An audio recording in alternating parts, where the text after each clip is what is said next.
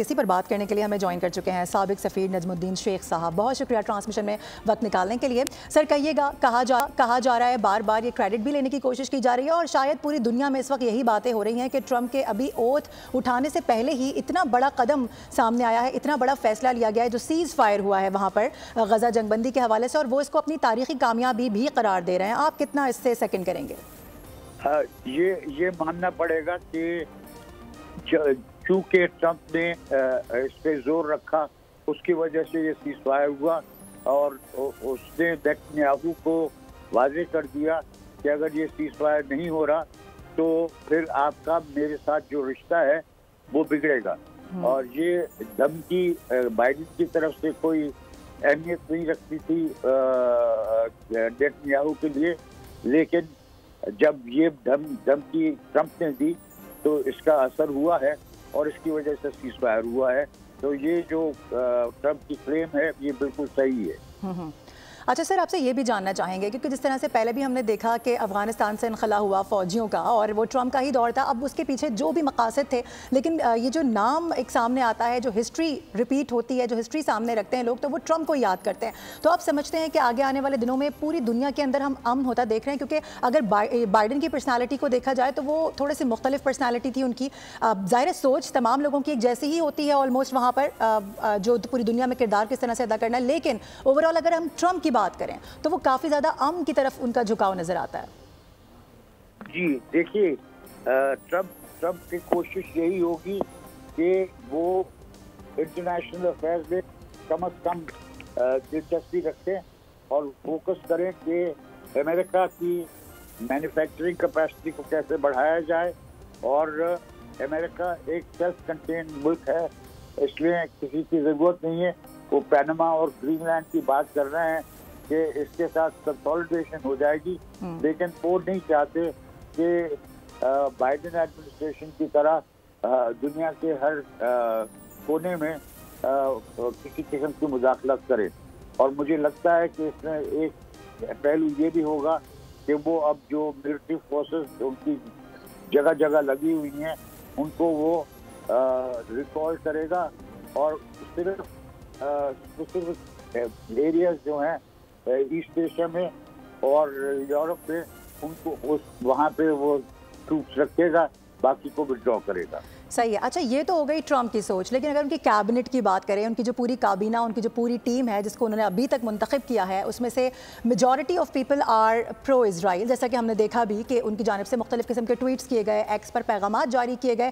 तो आप समझते हैं कि आगे आने वाले दिनों में मुस्तकबिल करीब के अंदर हम देखेंगे कि तमाम तर चीज़ें ख़त्म होंगी, क्योंकि एक जानिब जो सरबरा है उसकी सोच बिल्कुल डिफरेंट है, लेकिन उसके ही अंडर काम करने वाले लोगों की जो सोच है वो काफ़ी मुख्तलिफ नज़र आती है। किस तरह से वो अपनी टीम को लेकर चलेंगे और क्या इसका इम्पैक्ट आएगा?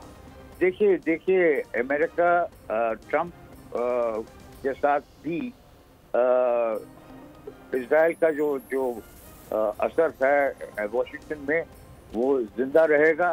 और ट्रंप को पता है कि उसके सपोर्टर्स में यहूदी बहुत है और इजरायली सपोर्टर्स बहुत है, और वो इजराइल के साथ किसी किस्म की चीज़ बिगाड़ने की कोशिश नहीं करेगा।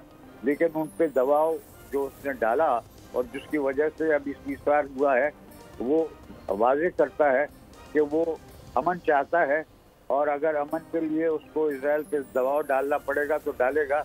लेकिन इजराइल का असर वाशिंगटन में जो है वो ट्रंप के ईरा में बिल्कुल उतना ही होगा जितना कि बाइडेन के ईरा में था। अच्छा, ये बड़ा इंपॉर्टेंट स्टेटमेंट आप दे रहे हैं, और अगर हम इस तरह से इसी तनाजुर में बात भी कर लें तो यकीनी तौर पर वहाँ पर जो उनके सपोर्टर्स हैं वो बहुत बड़ी तादाद में मौजूद हैं, लेकिन हम वहाँ पर जो मुस्लिम सपोर्टर्स हैं उनको नहीं भूल सकते, क्योंकि जो उन्होंने अपनी स्पीच की थी जीतने के फौरी बाद, तो उन्होंने शुक्रिया अदा किया था जो वहाँ पर लोग मौजूद हैं, मुसलमान तबका जो है, क्योंकि 1 मिलियन अबव पॉपुलेशन है वहाँ पर, और उनमें से मेजॉरिटी का जो वोट था वो ट्रंप के लिए था। तो आप समझते हैं कि उनके लिए भी कुछ पॉलिसीज़ बेहतरीन होंगी कुछ आगे आने वाले दिनों में, जो वहाँ पर जो स्पेशली पाकिस्तानी हैं या ओवरऑल पूरी दुनिया से जो मुसलमान वहाँ पर मौजूद हैं उनके लिए कुछ आसानियाँ होने जा रही हैं?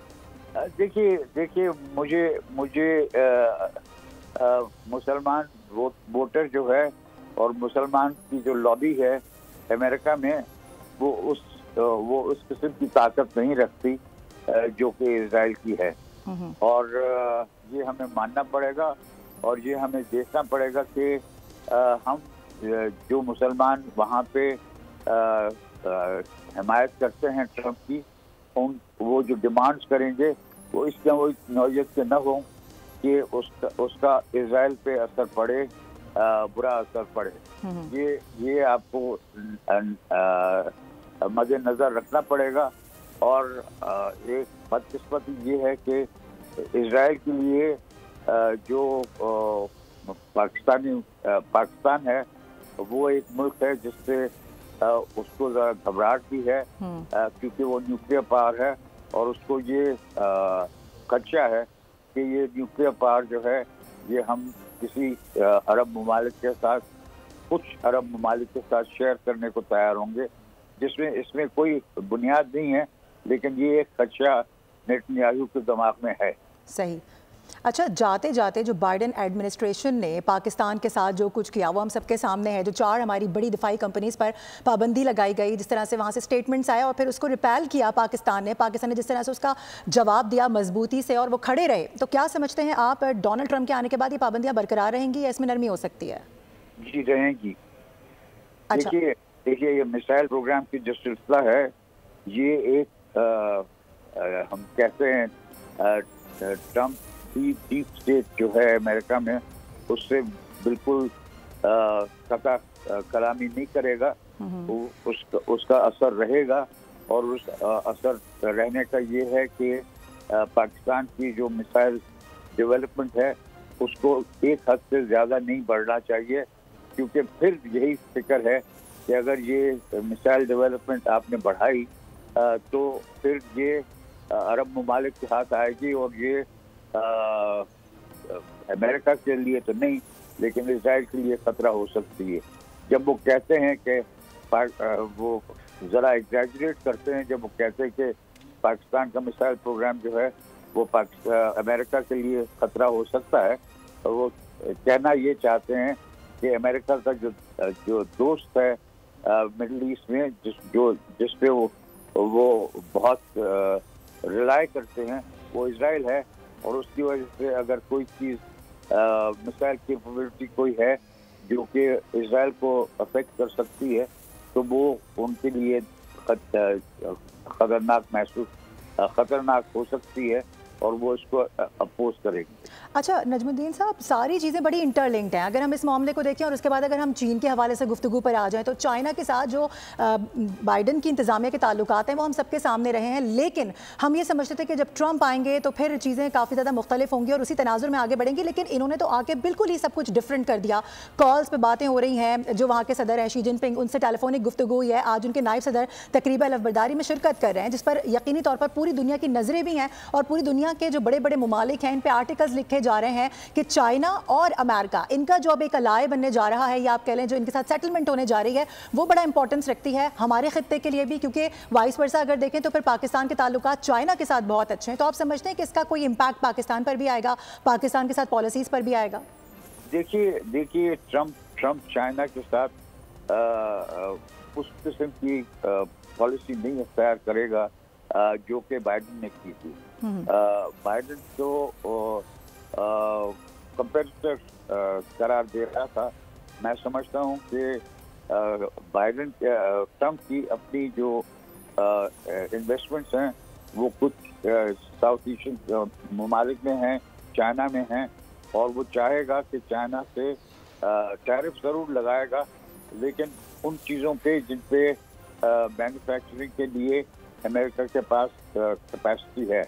बाकी मैं समझता हूँ कि वो चीन के साथ तिजारत जारी रखेगा और उसको ये जो उसका कहना है कि टैरिफ में सबसे अहम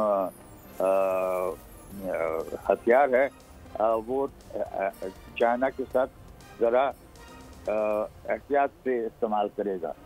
उस पर देखेगा कि चाइना से क्या मिल सकता है और क्या किस किस्म की एग्रीमेंट हो सकती है जिससे जो कुछ हाई पेइंग जॉब्स हैं वो मैन्युफैक्चरिंग कैपेसिटी जो है वो अमेरिका में रहे, लेकिन चीन के साथ रिश्ता ही सही रहे। इसकी वजह से उसने शी जिनपिंग को दावत दी और वहाँ से दावतन वाइस प्रेसिडेंट जा रहा है, बिल्कुल चाइना का वेस्ट वाइस प्रेसिडेंट भी जा रहा है इनॉग्रेशन के लिए। सही। सब्सक्राइब करें और बेल दबाएं ताकि कोई खबर रह न जाए।